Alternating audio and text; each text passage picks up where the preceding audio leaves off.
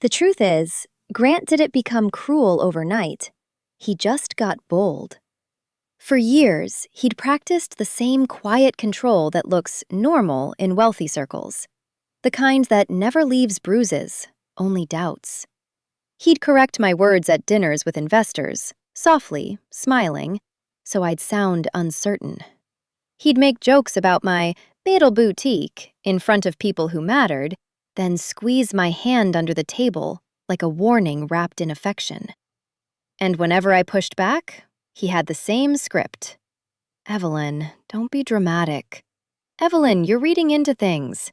Evelyn, you always make it about you. That's why Madeline's face flickering for half a second hit me so hard. Because I'd seen that flicker before. Every time Grant thought he was getting away with something. I sat on the edge of the bed and let myself remember the last few months. Not as isolated incidents, but as a pattern. Late nights that didn't match his deposits, work trips without itineraries, a new password on his phone, a sudden obsession with the gym, new clothes, and that desperate attempt to look younger, like he could rewrite time if he tried hard enough. 3 months ago, I found a receipt from a restaurant I'd never been to. Dinner for two. A price that wasn't a mistake. A date he'd told me he was stuck at the office. I didn't confront him that night. I opened a separate account at a different bank the next morning. A week later, he suggested we simplify our finances and combine everything. He said it like it was love. Like transparency was romance. I agreed, cheerfully, while moving my personal savings where he couldn't touch them. The joint account he bragged about emptying? It was bait. Just enough to look real. 2 months of normal deposits. A decoy designed to keep him confident. The real money was elsewhere, along with the paper trail. Because I didn't suddenly become cautious. I became careful. The first time I realized Grant didn't respect me. And when he doesn't respect you, he will eventually try to profit from you. Madeline knocked softly and stepped into the suite with 2 flutes of champagne. "Let's not let men ruin Carnival," she said, handing me one. Her perfume was expensive, her smile was practiced, and her eyes watched my hands, not my face, like she was measuring whether I was shaking. I took the glass, held it steady, and looked at her. "You're right," I said. "Let's not." Then my phone buzzed again. Another message from Grant. "By the way, I used the joint card to book our flights and hotel. Consider it my parting gift, LOL." I stared at the screen, and suddenly everything clicked into place with terrifying clarity. This wasn't a midlife crisis. It was a plan. People assume the man with the title is the one with the power. In our world, power isn't always loud. Sometimes it looks like a woman who keeps the doors open, while everyone praises the man for providing. Grant had a respectable corporate job, a polished name, the right handshake. He loved walking into rooms like he owned them. But my boutique wasn't a hobby. It was a machine. I'd built it before the marriage. 1 rack, 1 supplier, 1 client at a time. Over the years, it became a brand that high-end women trusted because I knew exactly what they wanted. Discretion, quality, and the feeling of being understood. During Carnival season, my resort pop-up alone could pull in what Grant made in months. And Grant hated that. Not openly, never openly. He just minimized it. He'd call it cute. He'd tell people I played shop. He'd complain about my long hours, then brag about my connections when it benefited him. The irony is, the very thing he mocked was the reason he'd enjoyed the lifestyle he was trying to run away with. I walked into my private office at the resort, closed the door, and opened my laptop. The folder was already there, clean and boringly named, like I'd always do in case anyone ever glanced over my shoulder. Inventory, receipts, statements, screenshots, deed, corporate docs. I wasn't gathering feelings. I was building a timeline. Grant's hotel charges, restaurant receipts, unexplained withdrawals, small luxury purchases that weren't for me because I know every piece of jewelry that enters my life. I'd cataloged it all with dates and amounts, not because I was paranoid, but because I'm a businesswoman. Numbers don't gaslight. Then I added the new texts, the Miami, the ha-ha, the admission of emptying our joint account, the credit card confession. Finally, I pulled up one document I hadn't opened in months. The marital finance agreement we'd signed early on, back when Grant claimed he admired my professionalism, back when he thought paperwork was just a formality. I read one clause twice, slow, and I felt something shift in my chest. Not relief yet, but certainty. Outside, the resort's gala was starting.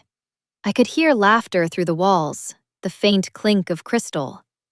Madeline would be out there, playing concern. Grant would be texting from wherever he was, drunk on his own arrogance. The text arrived in the middle of Carnival, between sales, while I helped a client choose a silk scarf inside my pop-up boutique lounge at the resort. Everything around me was curated luxury. Crystal flutes sweating champagne, VIP wristbands, discreet security, and that quiet, high society rule: reputation is worth more than money. My phone buzzed once. I read it without blinking. I'm leaving you and moving to Miami with my 20-year-old girlfriend. I already emptied our joint account, haha. I didn't drop a thing. I didn't ask questions. I didn't give him the scene he was paying for.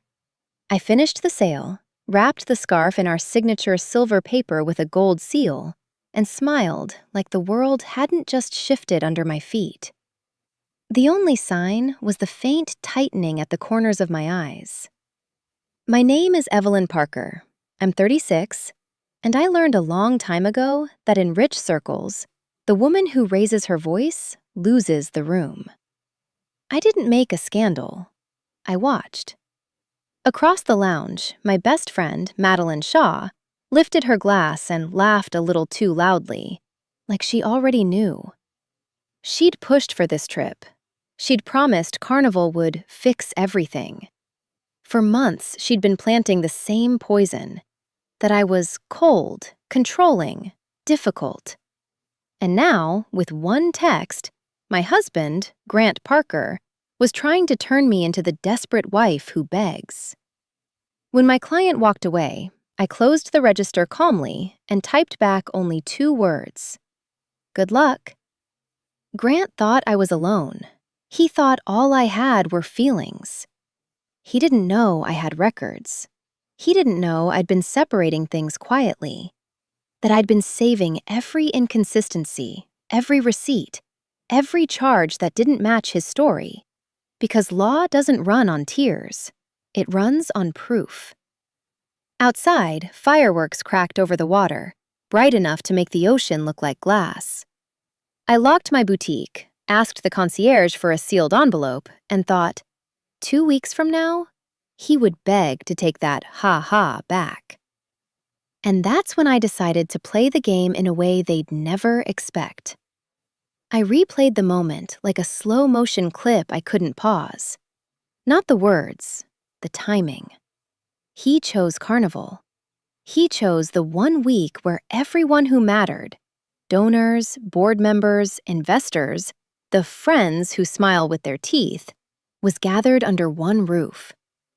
Grant didn't just want to leave me. He wanted an audience to believe he'd won. My phone buzzed again before I even made it back to the suite. Don't bother begging. Chloe and I leave tomorrow. I'll send for my things later. Chloe.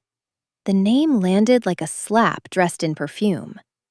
I'd met her once, a bright-eyed assistant at his office holiday party, laughing too loudly at every joke, touching his arm like she owned the future. Young enough to think attention was love, naive enough to believe she was the exception, not the pattern. And then came the line that told me exactly what kind of man I'd married. "I know this is hard for you. You're not getting any younger. At least you have your little shop to keep you busy." My little shop. The boutique I built from scratch. The brand I grew quietly while he played corporate ladder games and called my work a hobby when he wanted me smaller. Reading that, I could almost see his grin. Grant imagining me in tears, scrambling, calling him, asking what I did wrong. I didn't call. I walked through the resort like nothing had happened, past a wall of orchids and a champagne tower being assembled for the midnight gala. On my wrist, the diamond tennis bracelet Grant loved to pretend he bought me. It was my grandmother's. Like the house back home. Like most things that truly mattered. In the suite, Madeline was sprawled on the chaise lounge, scrolling, the glow of her screen painting her face. She looked up too fast. "Everything okay?" she asked, too sweet, too rehearsed. I studied her, the perfectly placed concern, the way she didn't ask what happened, only whether I was okay, like she already knew the headline and was waiting for the reaction. I smiled, the kind of smile women learn when they're surrounded by people who want them to break. "Just a busy day," I said. In the bathroom, I turned on the faucet so no one could hear my breathing change. Then I opened a folder on my phone I'd named something boring on purpose. Receipts, screenshots, statements, dates. And right on top, Grant's text, his ha-ha. Because humiliation is only humiliation if you let it stay private. Evidence turns it into leverage. When I stepped back into the room, Madeline's phone lit up with a message. Her expression flickered, one tiny crack. And that's when I noticed the detail that made my stomach go still. She wasn't surprised I didn't go to the party. I drafted one email, short, precise, and attached a compressed file of the most critical evidence. Subject line: immediate filing, emergency hearing request. Then I paused with my finger over send because I knew the next move mattered. Not just legally, socially. In our circle, the first story people hear becomes the truth they repeat. And Grant had Madeline shaping the narrative already. Which meant I needed an ally with authority. Someone who didn't care about Grant's smile or Madeline's charm. Someone who cared about facts. I hit send. And in the same minute, I opened my contacts and scrolled to the name I hadn't called in years. Because that night, I organized everything into one place, and I knew exactly who I needed to call. Madeline found me the next morning at the beach club, as if she'd been searching for the perfect angle. Carnival sunlight hit the water like glitter. Staff moved silently with trays of fruit and espresso. A yacht horn sounded somewhere offshore. Everything looked like a postcard. Until you remembered how fast a life can be stolen with one text. She sat beside me without being invited. "I barely slept," she sighed, like she was the injured party. "I've been so worried about you." I watched her fingers, manicured, expensive, curl around her glass. Her eyes kept flicking to my phone, waiting for me to break, waiting for me to ask what to do. "Grant's been unstable," she added carefully.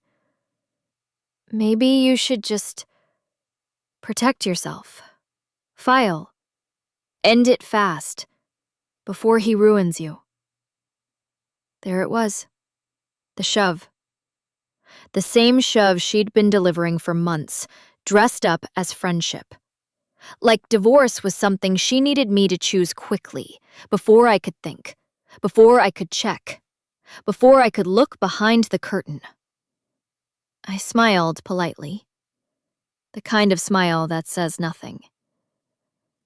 "I'm handling it," I said. Her expression tightened for half a second, then reset. "Of course. I just don't want you to get hurt." Hurt. As if I wasn't already reading texts from my husband, mocking my age while he stole from me. Because Grant didn't stop at the joint account. He needed to make sure I felt powerless. My phone buzzed again. "Don't worry about the house. I'll let you stay there until you find something smaller." I stared at the screen and actually let out a soft laugh, one sharp breath through my nose. The arrogance was almost impressive. He didn't just want to leave. He wanted to rewrite reality. He wanted to speak like an owner, like a benefactor, like the man who would allow me to remain in the life I built. Then another text. "And I know your shop means a lot to you. We can work out a fair payment for your half." My half. Of my business. The business he'd called a hobby. The business whose profits I'd kept separate. The business he had never funded, never understood, and clearly believed he could claim just by being married to me. That was the line. Not the cheating, not the girlfriend, not even the ha-ha. The line was him deciding I was stupid. I didn't argue. I didn't send a paragraph. I didn't ask him to explain himself like a child caught stealing. I opened my evidence folder and saved every message. Then I made one phone call. First, the credit card company. "I need to report fraudulent charges and cancel a card immediately," I said, voice calm. The representative asked for details. I gave dates, amounts, the exact charge. 2 first-class tickets to Miami and a hotel reservation. And I told her I had written admission. Second, my attorney. "It's time," I said. She didn't ask questions. "We file today." Madeline watched me from across the lounge, trying to read my face like a script. I didn't give her one.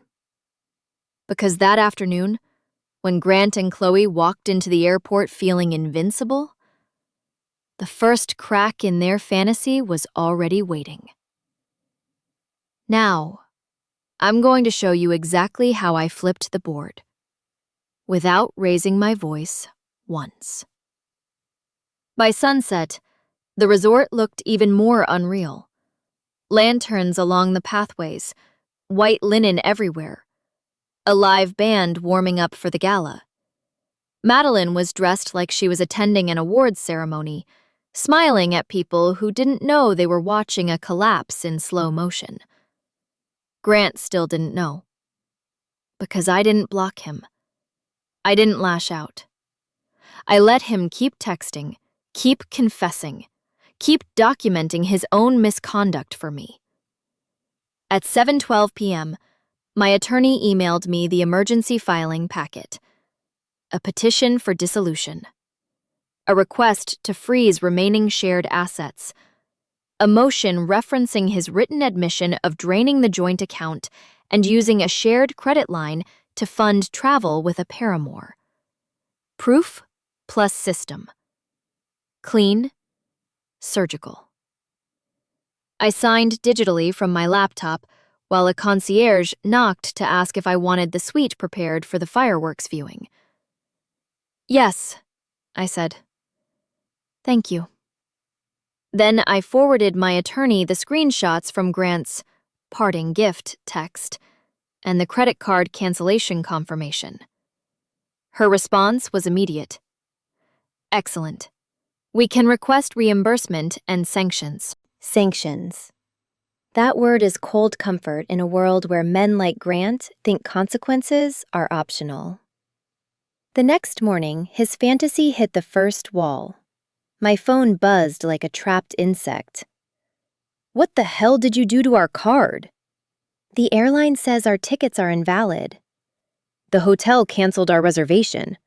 Answer me." I didn't answer. I walked into my boutique, greeted my staff, and unpacked a new shipment of designer bags like it was any other Friday. Because the fastest way to terrify someone who expected you to break is to keep moving. Around noon, his mother called. "Evelyn, dear, Grant told us everything," she began, already loaded with blame. "He says you've been controlling, that you're being vindictive and trying to ruin his trip." I put her on speaker while I arranged a display. "Did he mention he emptied our joint account?" I asked evenly. "And admitted it in writing? Did he mention the shared card charges for first-class tickets and a hotel for him and his girlfriend?" Silence. Then her tone changed, fragile. "He didn't say it like that." "I have his texts," I said. "Would you like me to read them?" A pause, longer this time. "Evelyn, that does sound cruel." "I've always respected you," I replied. But my attorney advised minimal contact with family during proceedings. "Proceedings?" Her voice jumped. "Yes," I said. "Goodbye." When I ended the call, I saw Madeline's name flash on my screen. 3 missed calls. And that's when I knew the trap was working. Because the moment the system gets involved, people like Grant and Madeline stop smiling. If you want the reveal I'm about to share next, hit like and subscribe now. Because they tried to paint me as the villain the second they felt the floor shift. And right after that, they made their biggest mistake. They didn't come for my money first. They came for my name.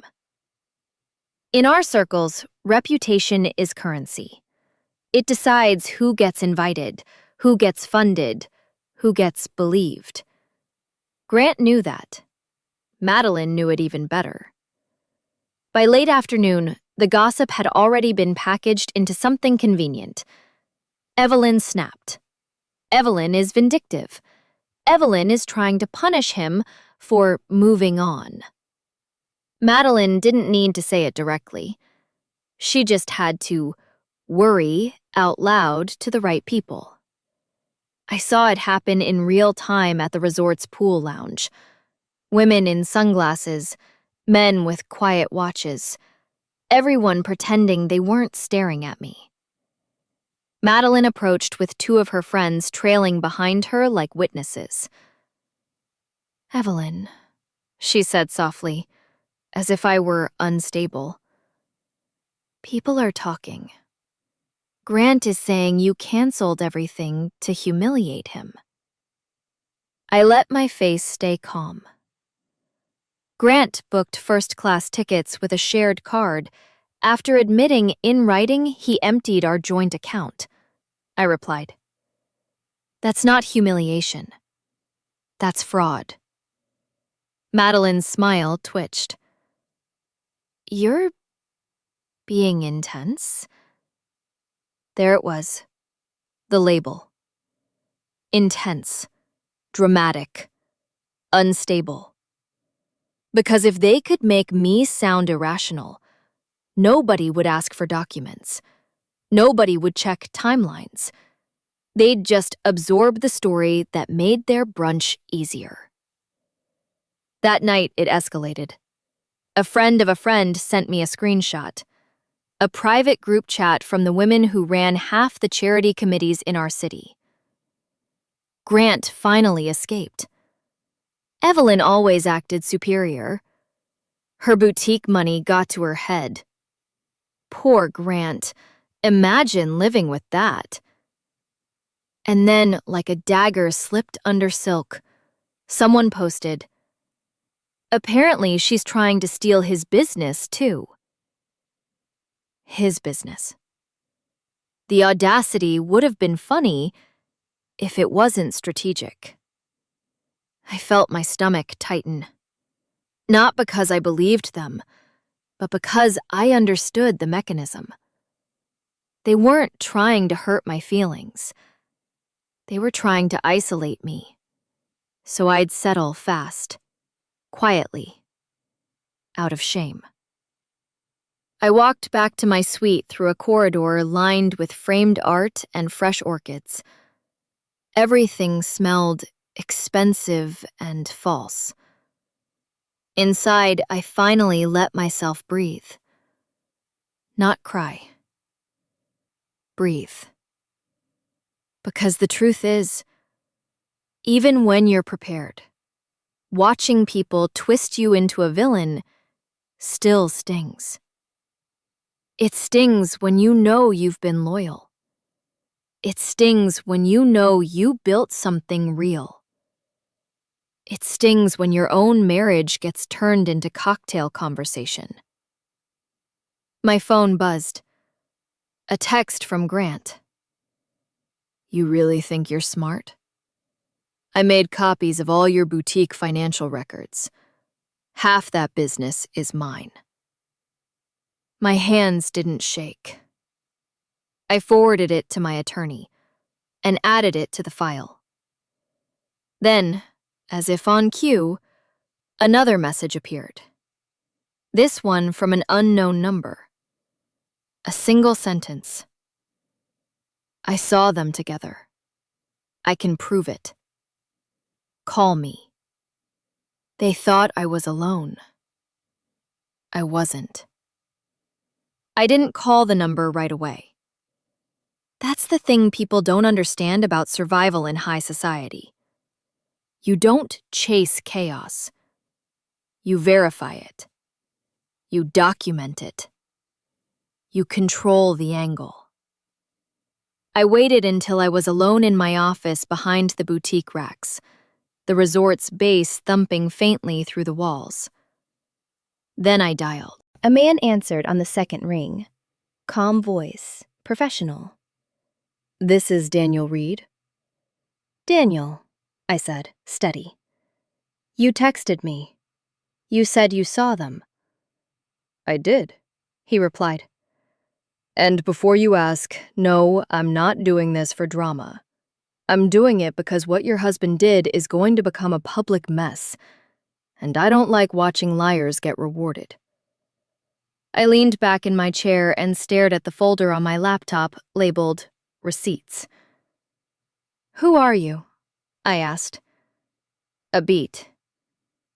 "I'm a reporter," he said. "Investigative. I was covering the resort's Carnival event, and I caught something I wasn't supposed to." A reporter. An authority with weight. Someone who didn't care about Grant's smile or Madeline's social connections. Someone who lived on proof. My pulse didn't spike. It settled. "What did you catch?" I asked. "I saw your husband with a young woman, Chloe. They weren't hiding," Daniel said. "And I saw Madeline with them too. More than once, not as a bystander, as a coordinator." My throat went tight, but my voice stayed even. "Can you prove it?" "Yes," he said simply. "Photos, timestamps, video clips. And I also have something else, an audio snippet. Not clear enough to publish on its own, but clear enough to support a legal narrative." That word again. Narrative. Because law is story backed by evidence. Daniel continued. "I'm not here to be your friend. I'm here to tell you what I have and what I need if you want it to matter." "Tell me," I said. I need facts, he replied. Dates, values, copies. If this goes to court, your attorney will need a clean chain. And if this becomes public, you'll need your timeline airtight. No assumptions, no emotional leaps. I almost smiled. Do you know what my husband texted me? I asked. He admitted, in writing, that he emptied our joint account. And he admitted he used our shared card for travel. Daniel exhaled, low. That's exceptionally stupid. It gets better, I said. He also claimed half my business. In writing. Send me what you have, Daniel said. And I'll send you what I have. But I'm warning you, Evelyn. Once you see it, you'll realize this wasn't just a man running away. I paused. What was it then? Daniel's voice dropped. A setup. A coordinated exit. And Madeline was involved. I clicked open my email, attached a compressed file, and hit send. A minute later, Daniel's reply arrived with a link. When I opened the first file, the air in the room changed. The first photo loaded slowly, like my phone wanted to spare me. Grant in a white linen shirt that was trying too hard. Chloe at his side, laughing up at him like he was a prize. And there, half a step behind them, sunglasses on, hand lifted in a small directing gesture, Madeline. Not watching, not shocked, not worried about me. Managing. The next clip was worse. A short video taken near the private concierge desk. Grant leaning in. Chloe nodding. Madeline speaking low, then pointing toward a corridor, like she was giving instructions. The timestamp glowed in the corner. 2 days before Grant texted me. 2 days. So while she sat with me at lunch, while she told me Carnival would heal my marriage, while she called me her sister, she was rehearsing my collapse. I didn't cry. I didn't scream. I just felt something inside me harden into clarity. I forwarded everything to my attorney. Then I did what people like Grant never expect. I stayed calm enough to use it. That evening, the resort hosted a charity masquerade gala. Because of course it did. Gold masks, black tuxedos, cameras flashing like the night was made of glass. Madeline wore a delicate mask that made her look innocent. Grant wasn't there yet, but his name floated around the room as gossip, and I could feel the narrative tightening like a noose. Madeline approached me near the champagne tower, her voice soft, her posture perfect. "Evelyn," she whispered, "I'm scared for you. Grant is telling people you're spiraling." I looked at her mask. The irony almost made me laugh. "I'm not spiraling," I said. "I'm documenting." Her eyes narrowed, quick. "You're making this ugly," she said, then caught herself and replaced it with a sweet tone. "I mean, you don't want to ruin your reputation." There it was again. The threat dressed as concern. And in that exact moment, Grant walked into the gala. Late, confident, wearing a smile like a verdict. Chloe trailed behind him, young and glowing, a trophy he thought would hurt me. Grant saw me and came straight over, as if we were still performing marriage for the room. "Well," he said smoothly, "look at you. I figured you'd be home crying." I held his gaze. "You emptied a joint account," I said quietly. "And you admitted it." Grant's smile faltered for half a second, then returned, too bright. "Don't start," he hissed, low. "You're going to embarrass yourself." Madeline stepped in instantly. "Evelyn, please. Not here. You're emotional." Emotional. That was their favorite weapon. Label her unstable, then ignore her facts. I lifted my phone. Not dramatic, just deliberate. "I'm not emotional," I said. "I'm prepared." Grant leaned closer, voice sharp. "You think you can stop me? You think anyone will believe you over me?" I looked at him, then at Madeline, then back at him. And I asked the one question neither of them could answer. "Grant, why is Madeline in your Miami photos dated 2 days before you texted me?" For a fraction of a second, the three of us stood perfectly still, like the music had cut out just for that moment. Grant's smile didn't just falter, it froze. Madeline's mask hid half her face, but it couldn't hide her eyes. They flicked fast to Grant, like she was waiting for him to save her. And that was the most satisfying detail of all. Because in the real world, outside their little social theater, I'd already moved the system.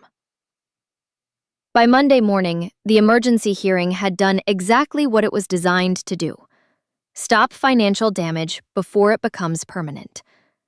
My attorney laid the evidence out with surgical calm: screenshots of Grant's admissions, bank statements showing the withdrawal pattern, credit card charges for travel, and the cancellation record tied to fraud reporting. Then the separate property documentation, the deed to my home, the corporate documents for my business, the clear separation of accounts. Grant's lawyer tried to call it a marital dispute. The judge called it what it was: misconduct. The order came down clean. All shared assets frozen pending final dissolution. Grant required to return funds removed from the joint account within 24 hours. Grant removed as an authorized user from any shared credit line. And an explicit warning from the bench about paramour expenses being funded through joint instruments. Grant protested, voice cracking right there in court. "That money's gone," he blurted. "We already spent it on—" The judge didn't blink. "Then you will replace it." And just like that, the man who texted, "Ha ha," learned the difference between a joke and fraud. The consequences were immediate, practical, humiliating in the way only reality can be. His bank access tightened.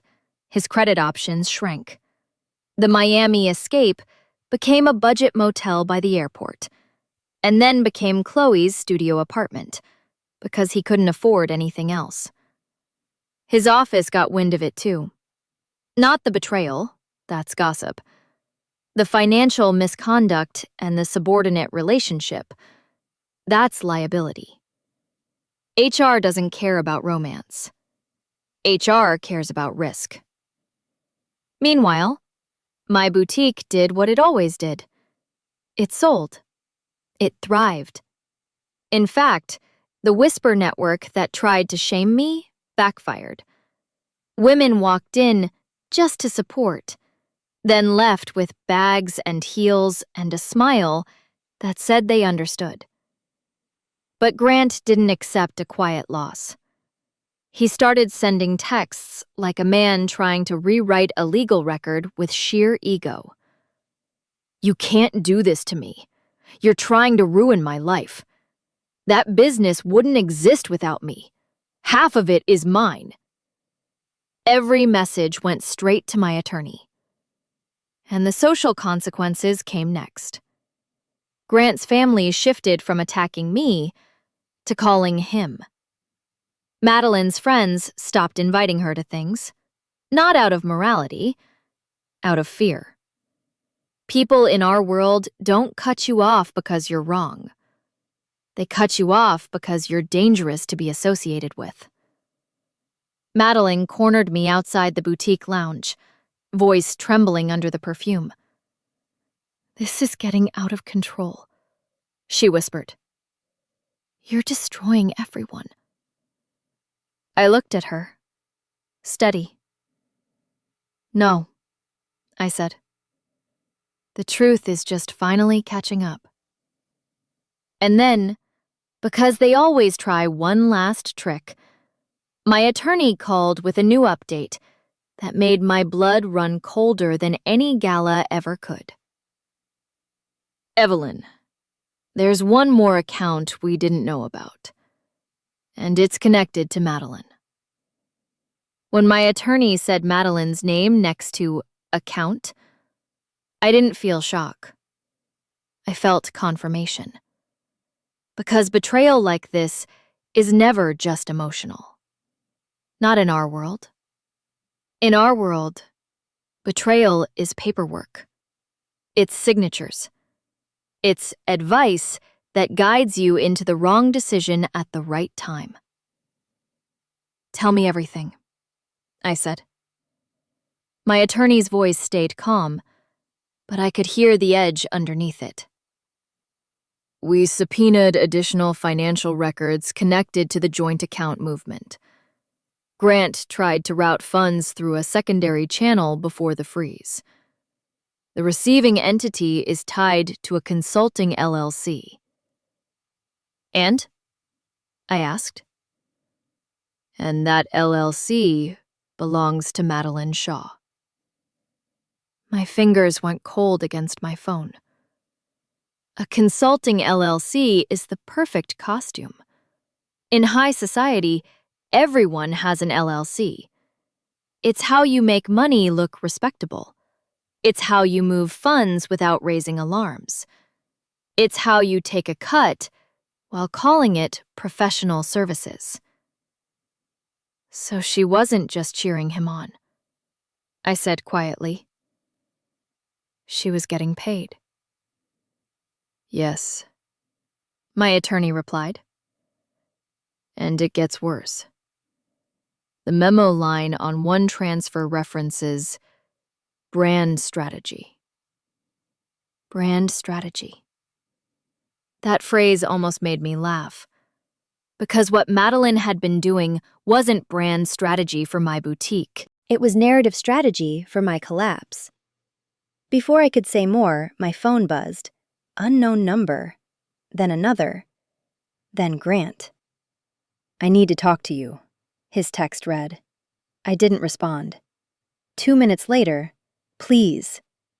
Then, "Can we meet? Just us. I'll come back. We can fix this." Fix this. As if he hadn't detonated our marriage via text and laughed while he did it. I was standing in my office at the boutique, the same place I'd built from the ground up. Fabric swatches on the wall, inventory sheets, client notes, the scent of leather and clean perfume. The place he called Little. My assistant knocked gently. "Evelyn, there's a man outside asking for you." Grant. Of course he came in person the moment texting stopped working. I walked out slowly, not to give him power, but to take a look at the damage reality had done to his confidence. He looked different already. Not older, exposed. His blazer was the same midlife crisis cut, but it didn't sit right on him anymore. His hair was too styled for someone who had slept in a motel. His eyes were frantic under the performative calm. "Evelyn," he said, stepping forward like he still belonged near me. "Thank God, I've been trying to reach you." I kept my voice flat. "You texted me you were leaving." "I was angry," he said quickly. "I didn't mean it like that." You meant, ha ha, I replied. His jaw tightened, then he forced a laugh like the old days. Come on, you know how I talk. I was trying to lighten it. By stealing, I said. He glanced around, as if the boutique itself might judge him. I didn't steal. It was our account. And the judge called it misconduct, I said, still calm. So we can use the court's vocabulary. That made him flinch. He tried a different angle, so predictable it was almost insulting. I made a mistake, he said, lowering his voice. But you're going too far. You froze everything. You canceled the tickets. You embarrassed me. Embarrassed. That's what mattered to him. Not the betrayal, not the theft, not the cruelty. The embarrassment. Chloe is unstable, he added suddenly, like he was offering me a gift. She pushed me. She doesn't understand how serious marriage is. I held his gaze. You picked her. He rushed on.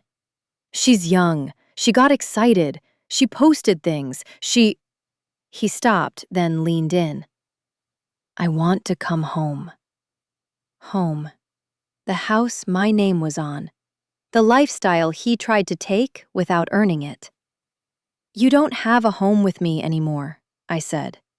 His face sharpened. So that's it? 12 years and you throw me away? I almost smiled. He said it like I'd been the one to discard him, like he wasn't the man who announced his exit with a laughing emoji. Then his tone shifted. The mask slipped. You think you're so smart, he hissed. You think you can just ruin me and walk away like a hero? And there it was, the real Grant. When charm fails, aggression shows up. I didn't react. I didn't give him the satisfaction. Instead, I did the one thing that makes a manipulator panic. I stated the truth without emotion. This isn't revenge, I said softly. It's evidence. His eyes darted. What evidence? I watched his face carefully and chose the moment. The transfer to Madeline's LLC, I said. The brand strategy memo. His expression collapsed into something ugly. Fear, then anger, then calculation. He recovered fast, but not fast enough. Madeline? He scoffed, too loudly. What are you talking about? You tell me, I said. Why was my best friend paid right before you texted me? He swallowed. Then he tried to pivot again. Fake remorse. A classic, Evelyn, I was confused. I felt trapped. You were always busy with the boutique. You didn't see me anymore. Gaslighting wrapped in therapy language. I stared at him, steady. You're not going to rewrite history, I said. Not with me. Not with the court. His phone buzzed in his pocket. He glanced down, and I saw the screen light up. Chloe calling. He turned it off. That told me everything. He wasn't choosing me. He was choosing the easiest solution. His eyes softened, rehearsed. Please, he whispered, don't do this. We can make a deal. I'll sign whatever. Just stop. A deal. There it was again, the obsession with avoiding consequences. I stepped closer, calm, controlled. You don't get a deal, I said. You get the outcome you earned. He looked at me like he finally understood I wasn't going to crack. Then he played his last card, voice breaking, dramatic, trying to trigger my empathy. I'm ruined, he said. My life is over. I tilted my head slightly. No, I said. Your performance is over. As he stood there, shaking with a mix of rage and helplessness, my phone buzzed. One new message from my attorney.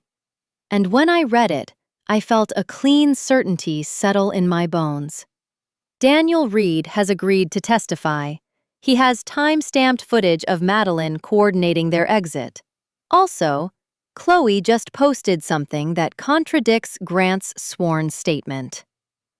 I looked up at Grant, and I knew the end was inevitable, because the last message I received removed any doubt. The final hearing wasn't dramatic. It was clinical.